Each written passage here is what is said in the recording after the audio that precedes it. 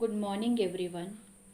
मैं आपकी हिंदी शिक्षिका सुशीला रॉड्रिक्स आप सभी का इस नए शैक्षणिक वर्ष में कक्षा 8वीं में स्वागत करती हूँ। बच्चों, मैं आशा करती हूँ कि आप सभी अपने अपने घरों में सुरक्षित तथा स्वस्थ होंगे। आज से हम अपने हिंदी विषय की ऑनलाइन पढ़ाई शुरू करने जा रहे हैं। बच्चों, हर साल हम 15 अगस्त हमारा स्वतंत्रता दिवस बड़ी धूमधाम से मनाते हैं। आपको पता होगा ही, यह स्वतंत्रता पाने के लिए हमारे देश के बहुत सारे लोगों ने अपने प्राणों के बलिदान दिए हैं और इन सभी में से एक थे राम प्रसाद बिस्मिल जी। आप एक महान कवि थे। उनकी एक कविता हे मातृभूमि हम आज पढ़ने जा रहे हैं। लेकिन इसके पहले मैं बिस्मिल जी के बारे में आप लोगों को कुछ बताना चाहती हूँ। बिस्मिल जी का जन्म सन 1897 में शाहजहाँपुर उत्तर प्रदेश में हुआ। उन्होंने अपनी 19 वर्ष की आयु में ही अपने क्रांतिकारी जीवन की शुरुआत की। अपना पूरा जीवन उन्होंने देश के लिए निछावर कर दिया और उनकी 30 वर्ष की आयु में ही उन्हें ब्रिटिश सरकार द्वारा फांसी की सज़ा दी गई। उनकी मृत्यु 1927 में गोरखपुर उत्तर प्रदेश में हुई। राम प्रसाद बिस्मिल भारत के महान स्वतंत्रता सेनानी ही नहीं बल्कि उच्च कोटि के कवि, अनुवादक। बच्चों, अनुवादक शब्द का अर्थ है अनेक भाषाओं का अनुवाद करने वाले। बहुभाषाविद मतलब अनेक भाषाओं को जानने वाले तथा साहित्यकार भी थे। आपने देश की आज़ादी के लिए अपने प्राणों की आहुति दे दी। सरफरोशी की तमन्ना अब हमारे दिल में है, देखना है जोर कितना बाजुए कातिल में है। बच्चों, आपने यह गीत जरूर सुना होगा। यह गीत बिस्मिल जी की एक प्रसिद्ध रचना है। बिस्मिल उपनाम के अतिरिक्त आप राम और अज्ञात के नाम से भी लेख व कविताएं लिखते थे। आपकी प्रमुख कृतियाँ मन की लहर, आत्मकथा आदि। इस कविता में क्रांतिकारी एवं स्वतंत्रता सेनानी कवि राम प्रसाद बिस्मिल जी ने मातृभूमि के प्रति अपने प्रेम एवं भक्ति भाव को व्यक्त किया है। यहाँ आपने मातृभूमि की सेवा करने और देश हित में निछावर हो जाने की इच्छा व्यक्त की है। पहले मैं इस पूरी कविता को पढ़ लेती हूँ। आप ध्यान से सुनिए। अगर आपके पास पाठ्य पुस्तक हो तो उसे खोलकर देख लीजिए। पाठ पहला, हे मातृभूमि, पृष्ठ क्रमांक 1। हे मातृभूमि तेरे चरणों में शीश नवाऊं, मैं भक्ति भेंट अपनी तेरी शरण में लाऊं। माथे पे तू हो चंदन, छाती पे तू हो माला, जीवा पे गीत तू हो मेरा, तेरा ही नाम गाऊं। जिससे सपूत उपजे श्री राम कृष्ण जैसे, उस धूल को मैं तेरी निज शीश पे चढ़ाऊं।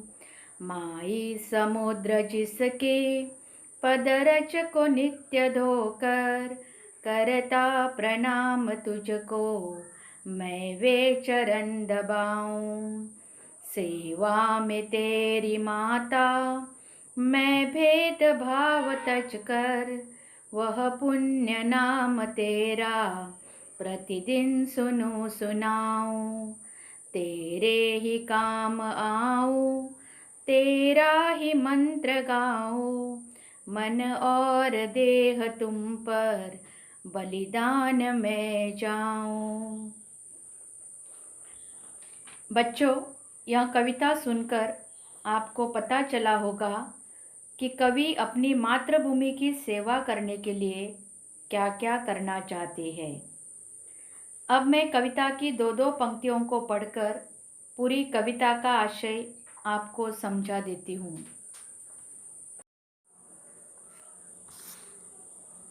हे मातृभूमि, तेरे चरणों में शीश नवाऊं, मैं भक्ति भेंट अपनी तेरी शरण में लाऊं। कवि किसके चरणों पर अपना शीश नवाना चाहते हैं? अपनी मातृभूमि की चरणों पर। बच्चों, यहाँ चरण इस शब्द का अर्थ है पांव, पद, पैर, पग। शीश शब्द का अर्थ है सिर, मस्तक, माथा।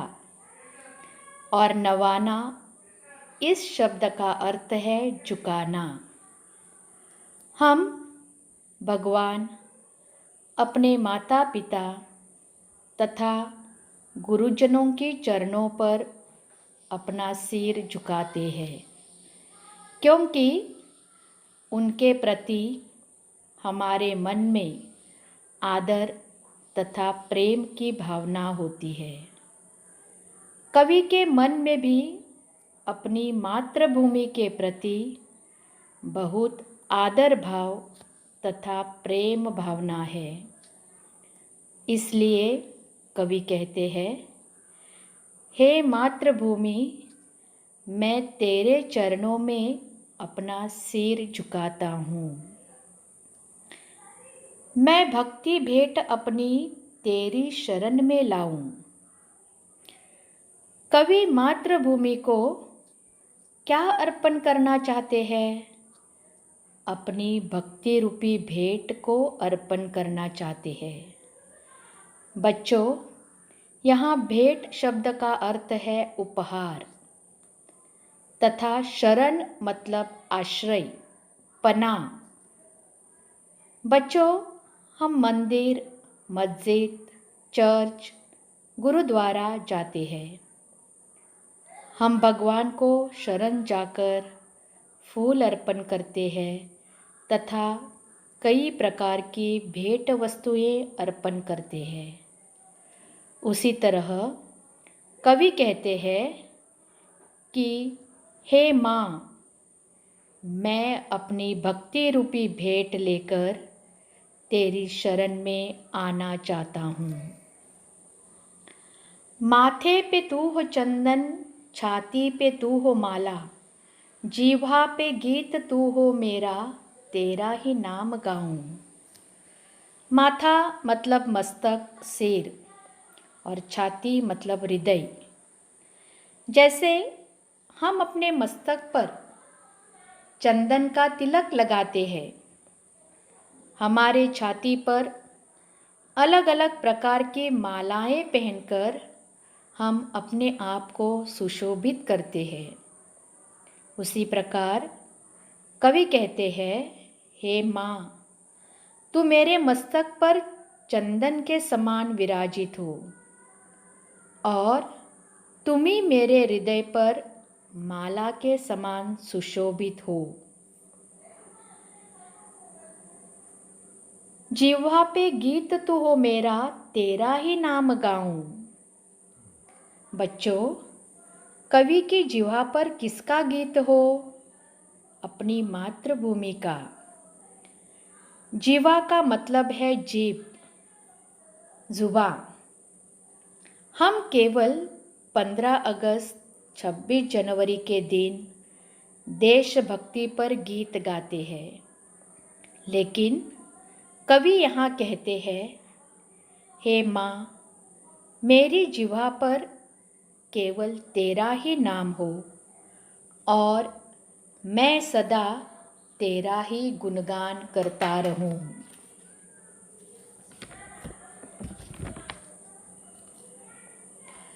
जिससे सपूत उपजे श्री राम कृष्ण जैसे, उस धूल को मैं तेरी नीज शीश पे चढ़ाऊं।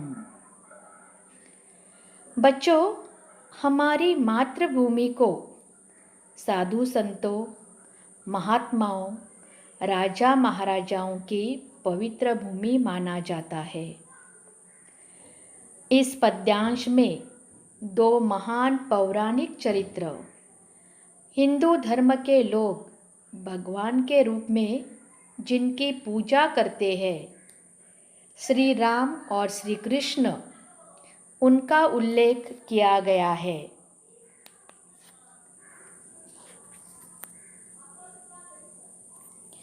यहाँ सपूत शब्द का अर्थ है सुपुत्र और उपजे मतलब पैदा करना, जन्म देना।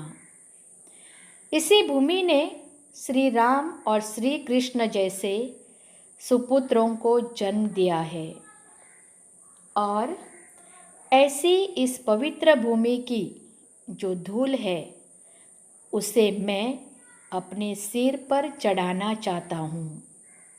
बच्चों, यहाँ धूल शब्द का अर्थ है मिट्टी, रज, और नीच मतलब अपने। माई समुद्र जिसकी पदरज को नित्य धोकर, करता प्रणाम तुझको मैं वे चरण दबाऊं। बच्चों, मातृभूमि के चरण कौन धोता है? समुद्र। हम अपने देश की प्राकृतिक रचना को देखें तो उसके पूरब में बंगाल की खाड़ी, पश्चिम में अरब सागर तथा दक्षिण में हिंद महासागर है।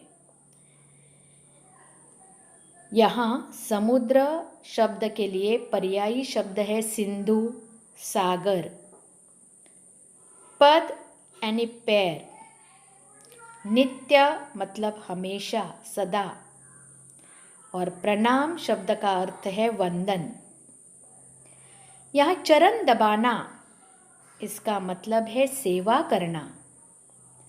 जिस प्रकार हम अपने दादा दादी के चरण दबाकर उनकी सेवा करते हैं, उसी प्रकार कवि कहते हैं, हे माँ, समुद्र सदा तुम्हारे जिन चरणों को धोकर तुम्हें प्रणाम करता है, मैं उन चरणों को दबाना चाहता हूँ, उन चरणों की सेवा करना चाहता हूँ। सेवा में तेरी माता मैं भेदभाव तजकर, वह पुण्य नाम तेरा प्रतिदिन सुनूं सुनाऊं। बच्चों, भेद मतलब फर्क, अंतर, और भेदभाव मतलब मनुष्य मनुष्य में जात पात, ऊंच नीच, धर्म, भाषा के नाम पर किया जाने वाला फर्क। लेकिन हमारी मातृभूमि को संस्कृति की एक महान परंपरा है और इसका अनुभव हमें इस महामारी के संकट के दौरान आ गया है। इस महामारी के संकट में कितने लोग बेरोजगार बन गए, कई लोगों की रोजी रोटी बंद हो गई और ऐसी कठिन परिस्थिति में कई दानशूर लोग आगे बढ़े और उन्होंने निस्वार्थी मन से ऐसे ज़रूरतमंदों की सहायता की। ऐसा करते समय उन्होंने जात, धर्म, भाषा, किसी भी प्रकार का भेदभाव नहीं किया। उसी प्रकार कवि कहते हैं, माता, मैं भी हर तरह के भेदभाव को त्याग कर तेरी सेवा करना चाहता हूँ। यहाँ तजकर इस शब्द का अर्थ है त्याग कर देना, छोड़ देना। वह पुण्य नाम तेरा प्रतिदिन सुनूं सुनाऊं। पुण्य का मतलब है बच्चों पावन, पवित्र। प्रतिदिन मतलब हर रोज। कवि कहते हैं कि मैं चाहता हूँ कि मैं हर रोज तेरा पवित्र नाम ही सुनूं और दूसरों को भी सुनाऊं। तेरे ही काम आऊं, तेरा ही मंत्र गाऊं, मन और देह तुम पर बलिदान में जाऊं। बच्चों, जैसे हम भगवान का नाम जपते हैं, उसी तरह कवि कहते हैं कि मैं मंत्र के रूप में तेरा ही नाम जपता रहूं। जिस भी रूप में हो सके मैं तेरे लिए ही अपना जीवन समर्पित करूं। मन और देह तुम पर बलिदान में जाऊं। बच्चों, कवि मातृभूमि के प्रति क्या अर्पण करना चाहते हैं? अपना मन और देह। देह का अर्थ है शरीर, तन, और बलिदान मतलब निछावर करना। कवि कहते हैं कि मैं अपना तन और मन मातृभूमि के लिए बलिदान कर दूं। इस प्रकार कवि ने अपनी मातृभूमि की सेवा करने की सिर्फ इच्छा ही नहीं व्यक्त की, तो 19 वर्ष की आयु में उन्होंने अपने क्रांतिकारी जीवन की शुरुआत की और 30 वर्ष की आयु में वे मातृभूमि के लिए फांसी पर चढ़ गए। उन्होंने अपना पूरा जीवन अपनी मातृभूमि के लिए समर्पित कर दिया।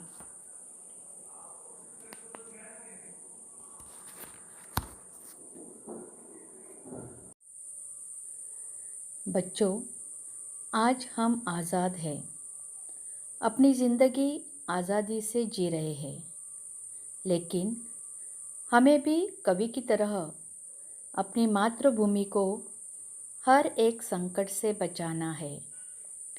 हमारे देश में बहुत सारी समस्याएं हैं। इन समस्याओं को सुलझाने की कोशिश करनी है। अपनी मातृभूमि के लिए कोई अच्छा काम करके अपने देश का नाम रोशन करना है। इस कविता पर आधारित आपको एक निबंध लिखना है, मेरी मातृभूमि। तो मेरी मातृभूमि इस विषय पर निबंध लिखते वक्त आपको अपनी मातृभूमि की प्राकृतिक विशेषता, जैसे मैंने कहा, भारत की पूरब में बंगाल की खाड़ी, पश्चिम में अरब सागर, दक्षिण में हिंद महासागर और उत्तर में हिमालय पर्वत है। भारत के नदी नाले, बहते हुए झरने, पेड़ पौधे, पर्वत, पहाड़, इनके बारे में आप यहाँ लिख सकते हैं। प्राचीन इतिहास, यहाँ पर अपने भारत के इतिहास के बारे में, देश के नेताओं के बारे में तथा यहाँ मनाए जाने वाले राष्ट्रीय त्योहारों के बारे में आप लिख सकते हैं। विविधता में एकता, भारत विविधता से परिपूर्ण देश है। यहाँ के लोगों का भोजन, रहन सहन, भाषा आदि भिन्न भिन्न होने के बावजूद संपूर्ण भारत एकता के सूत्र में बंधा हुआ है। सब लोग मिलजुल कर एक साथ कैसे रहते हैं, इनका वर्णन आप यहाँ कर सकते हो। भारत की महानता, भारत की परंपरा महिमामयी है। भारतीय संस्कृति विश्व की सर्वाधिक प्राचीन एवं समृद्ध संस्कृति है। भारत को साधु संतों, महात्माओं की पवित्र भूमि माना जाता है।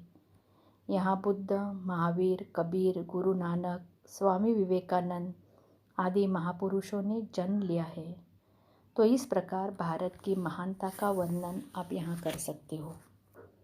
देश की प्रगति मतलब भारत की वर्तमान स्थिति। आज भारत ने हर क्षेत्र में जो प्रगति की है, चाहे वो सामाजिक क्षेत्र, कला, क्रीड़ा, विज्ञान, सांस्कृतिक क्षेत्र हो, इसके बारे में आप यहाँ पर लिख सकते हो। तो अपनी निबंध की कॉपी में आपको यह निबंध तैयार करके लिखना है। आपको निबंध के लिए 100 पेजेस की छोटी कॉपी लेनी है। बच्चों, मैं आपको हे मातृभूमि पाठ पर आधारित कुछ नोट्स भेज रही हूँ। इसे आपको 200 पेजेस की बड़ी कॉपी यानी लॉन्ग बुक में लिखना है और आज ही ये नोट्स अपनी बुक में कंप्लीट करने हैं। धन्यवाद।